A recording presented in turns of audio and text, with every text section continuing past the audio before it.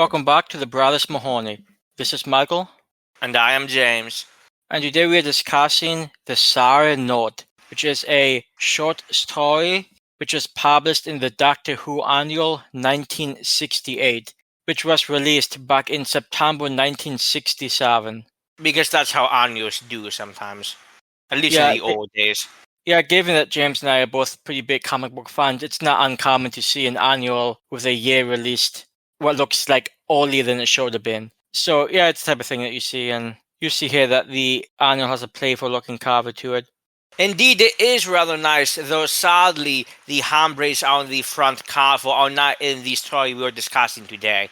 Because this is an old story from an annual that's somewhat undocumented, we do know the names of the people who may have written the story and may have drawn some of the illustrations here, but these people weren't individually credited per story. So what we have is just a list of people who wrote the stories and a list of people who drew the illustrations with no indication of what they actually wrote and what they actually drew. So that's fun. Yeah, this happens sadly with a lot of, I would say, pre-70s comics. And, well, this isn't a comic, it's the same type of thing, just an old collection of short stories.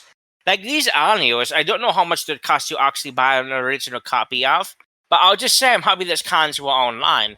These things were a disposable book, basically, written for what at that time was considered a kind of disposable show. They weren't meant to, in many ways, be read today or be seen today. They weren't meant for a current day audience. And for the record, this annual as a whole, the 1968 annual, was 96 pages. So there was a lot of short stories, some comic stories, a lot of random small features talking about scientific stuff. These things used to actually be a thing, but they were done in such a disposable way. And when you look at these stories as a whole on annuals like these, and they printed these annuals from, I think it was 66 to 1986. There were no Sylvester McCoy ones, but there were, I think, one or two Sixth Doctor ones. And of course, the page number decreased as it does. But these are just such an interesting piece of Doctor Who history. And I think in many ways, they were not written in any way with us in mind 60 years in the future. Yeah, and this story itself is about, I'd say, 3.5 pages long. Some of the illustrations take up like half the page, so it's not as long as like a total 4-page story would normally be. And as you might be able to imagine, the story is somewhat simplistic. We have the second Doctor traveling with Ban and Pali. Ban really wants to get out and exercise. He's feeling somewhat cooped in the TARDIS, which is sort of amusing. So they land on the planet and Ban goes off on a jog. The Doctor and Pali sort of amble after him just to make sure he's safe because the Doctor has no idea where they landed. He doesn't travel that way. And then the Doctor and Pali ran into this giant, metallic, potentially robotic grasshopper type thing. And Pali swore that, hey, this thing ate Ban, and they eventually are able to escape and they eat Ban. And then they leave. Yeah, Ban's just back in the TARDIS because he got back a while ago. And it's sort of interesting in that once they escape the madness of this grasshopper thing, the Doctor doesn't investigate any further. He never finds out why or what this grasshopper thing is actually for. He theorizes it's to guard this one underground bunker type thing. But they never investigate that. They don't know why it's guarding it. They don't know who's controlling it. As far as the Doctor's concerned, hey, Ban did get eaten. We're safe in the TARDIS. Let's leave. And so they do. So this Doctor's somewhat less inquisitive than you might expect the Doctor to usually be. Yeah, that's a very lackadaisical Doctor. I cannot imagine David Tennant's Doctor not wanting to look a little further into that. I can just see Dana. What is that giant grasshopper? It'll be great. But yeah, it's a very unusual attitude for the Doctor. But that's what I mean about these stories in much the same way as the TV comic stories. And we previously have discussed The Disintegrator, which was among the most disposable Doctor Who things I have ever read. And this was certainly better written than The Disintegrator. Like, that's not even a question. I thought this was actually, I didn't really like it, kind of ended on a more comedic end, at least it felt to me. But it did feel like the story knew what it wanted to do. So whoever wrote this, it was competently done, and I don't think The Disintegrator was. But it still, on the whole, does feel in that kind of disposable camp, which is unfortunate, but it's still interesting to discuss and look at. And I do, to be fair, enjoy a lot of the illustrations as well. Yeah, and while it might be written okay, it's not like this story has much in the way of characterization. The Doctor's not quite as inquisitive as he usually would be. It seems like our Bond cares about this exercise, and to be fair, I don't really know much about Bond, but I have to imagine he was a bit more than just some guy who wanted to go out and get swole, I guess the kids say. Jesus Christ. So I just feel like it probably didn't do Bond's character justice, and since Polly didn't do anything except literally just worry about Bond being eaten for half the story, it's just hard to say this much in with characterization. We do see the Doctor wearing the other classic stovepipe hat, which was not uncommon in both the short story and comic strips of the time period. And we do also see the Doctor playing, was it a pipe? I think it's technically recorded in the show, but I don't think it's actually called a recorder here. No, it's just called his pipes. It's kind of unusual. It's not like he's just a Pied Piper, but that's the image it seemed like he was trying to give. And that's on a side note, somewhat where the title of the silent note comes from, because at one point in the story, the Doctor's able to replicate a tone that's being used to control the robot, and he's able to use it himself, which doesn't seem to do that much aside from like activate the robot and make it chase them. But hey, he had his reasons. Yeah, now that you mention it did seem like it worked out the way the Doctor thought it was going to. So maybe I take back it was so well written. But unlike we said at the beginning, all of this was just happenstance. Bond didn't go apparently anywhere near this thing. So the Doctor and Polly were just dealing with this mechanical monstrosity, as it were, while Bond's just back in the tower just wondering where they are. It has such a 50s comic book feel, where a story is being told over X amount of pages, and then at the end, all of it was worthless anyway. That happened in so many stories in comic books in the 40s and 50s. It really felt like that was what this was replicating. That type of story structure. Yeah, it comes back to what James was saying earlier. That a lot of the stuff is just disposable content, just sort of churned out to, I guess, have something to fill up pages. Like James said, I highly doubt most people involved in this expected this stuff to still be read, even 10 years, even 5 years in the future. So the fact that we still have it, I think, despite the fact it may not be overly relevant to even Doctor Who itself, I still think it's so fascinating. No, and I especially love the looks of the mid to late 80s ones because they got really experimental. Some of the Tom Baker ones have the most unusual outlook and style to the annuals. Like, it's actually creative in a hideous sort of way, but we'll discuss that then. But I think there is a lot of value in at least knowing about these annuals and knowing that they were a thing. If you were a kid watching Doctor Who, you'd probably pick this up if you had the 60 pounds or so it cost. And I'm sure you would probably have enjoyed it too. It had nice pictures, it had pretty simple stories. I'm going to guess most of these are going to be pretty simple. This is technically the first one we're talking about. But these probably are in the memories of a lot of young Doctor Who fans who grew up in those times. So I think there's value in at least knowing about them, even if the content themselves, if ever referenced again, it's going to be kind of a joke reference. Like the Fistman one from the very first annual has actually been referenced in more than one occasion. One of the random things about this story, and this is an extremely random one to start with, at one point it is written that they returned to the time and relative dimensions in space vehicle, which is the most awkward phrasing of the TARDIS I have ever read in my life. I actually had to reread it trying to figure out, wait, is that what the fuck I was trying to say? Because I've never seen it said that way. Yeah, and it's that type of thing that can pop up that seems pretty archaic before a lot of this lore was really, I guess you could say, carved out. I mean, just the fact that they need to land somewhere for Bond to go on a run. I mean, given how big we know the TARDIS is, should it really be a concern? And now I can answer maybe Bond wants fresh air, but either way, there's no reason theoretically why he could have gotten plenty of access in the TARDIS. But this is before we really know how big the TARDIS is. So it's just like early in Doctor Who history, which on side note also leads to the Doctor calling his regeneration, what was it, a reincarnation?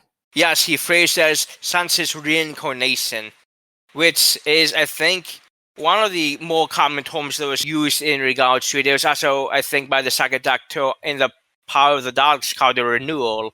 But I think regeneration was first used, was it third Doctor to fourth? Maybe a second Doctor thought where they started to do a forced regeneration, I suppose. I can't recall off the top of my head. But either way, because it was the very first time it happened in Doctor Who history, they didn't have an official term for it. So in this case, it's called a reincarnation. But also random with this story, the second Doctor, I suppose it is kind of early on in the second Doctor's time.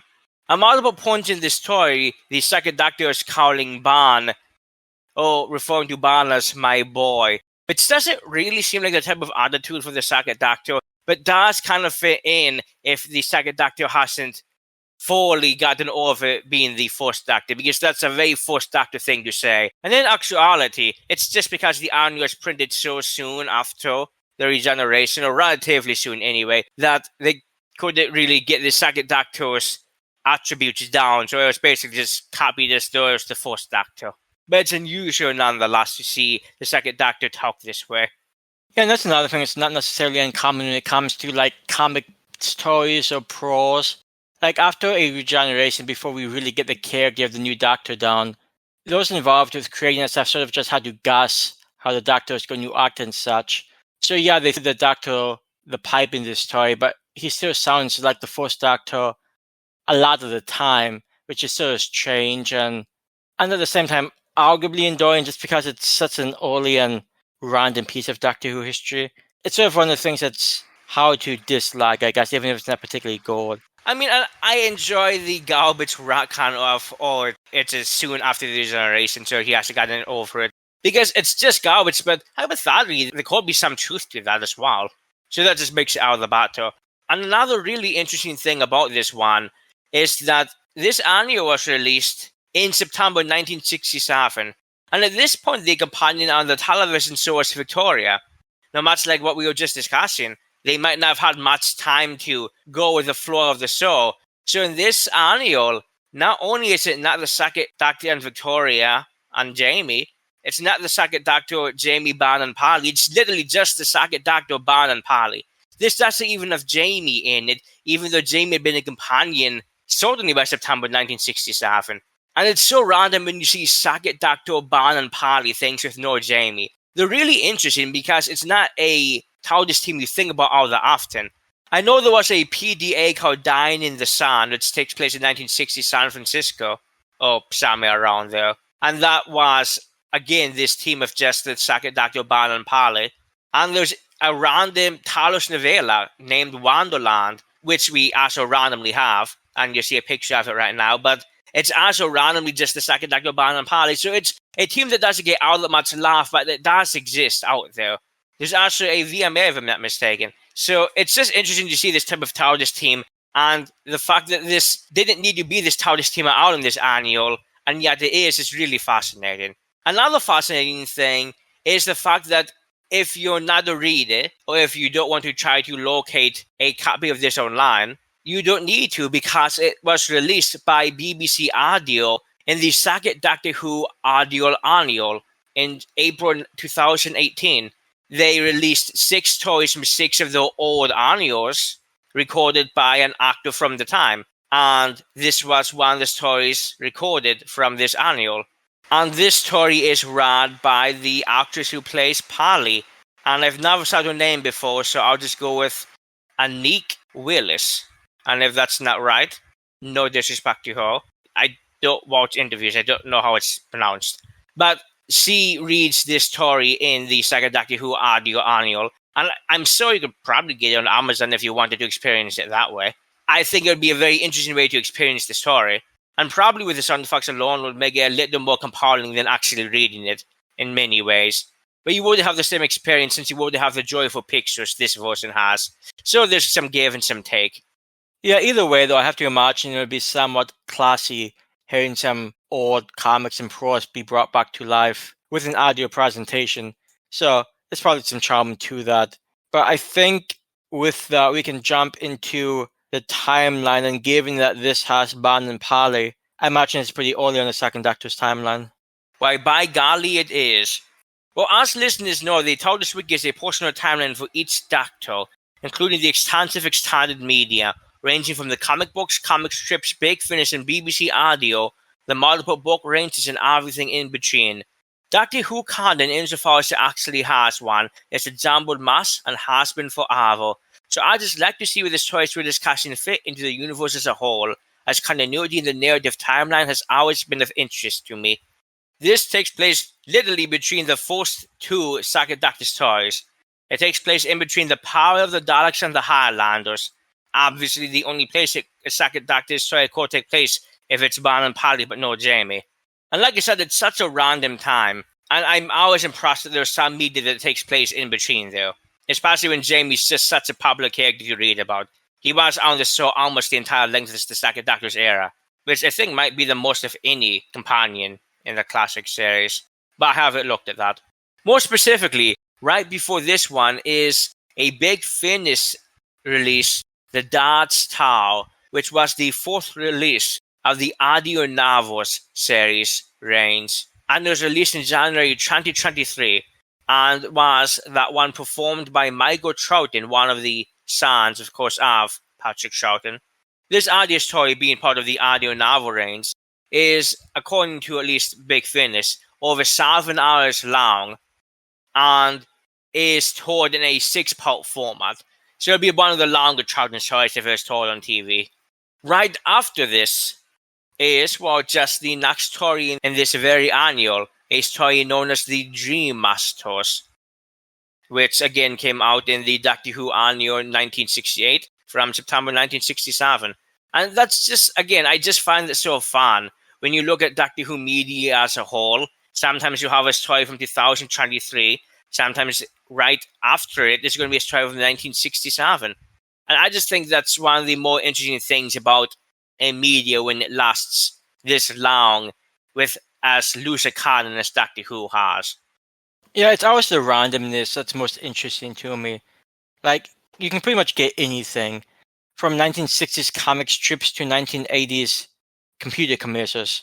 I mean, the range of things is just really impressive. And despite the fact that the Sour Node itself isn't an amazing and or even memorable story, I mean, sure, you have a giant metallic grasshopper, but you also don't know anything else about it, so you can only go so far.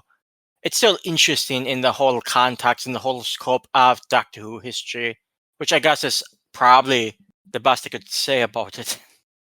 Yes, besides some nice pictures, at least pictures I like, there's really no reason to ever go back to this one. And yes, it's using one of the more lesser used Doctor Companion groupings, and that is interesting. As said previously, there's other things that use the same grouping, and in many ways just a lot more professionally done. And I'm assuming the writing for something like The Dad's Tao is going to be better than the writing for a random 4-page story in a 1960s Doctor Who annual. So there's, at the end of the day, even if you're interested in this grouping, besides of interest in the annuals themselves and what was shown in them, not much reason to go back to a story like this one, because really almost less than nothing happens. But hey, Death of a Grasshopper. Yeah, honestly, I think that's probably all we have to say about this one. Insofar as like the history of Doctor Who is concerned, it's an interesting story, but the content itself isn't particularly fascinating. And yeah, that's pretty much all I have to say. But hey, that's just what we thought. If you have any thoughts about this one, please let us know either down below here on YouTube, or you could reach out to us at Twitter. But before we head out, what did we have coming up next, James? Yes, up next we have a interesting story, and the very first Doctor Who magazine comic story we'll be reading and covering on the channel. And Doctor Who magazine has been publishing Doctor Who comic stories since it started. So there's 4 billion of them, or maybe not 4 billion, but there's a lot. Don't worry about it.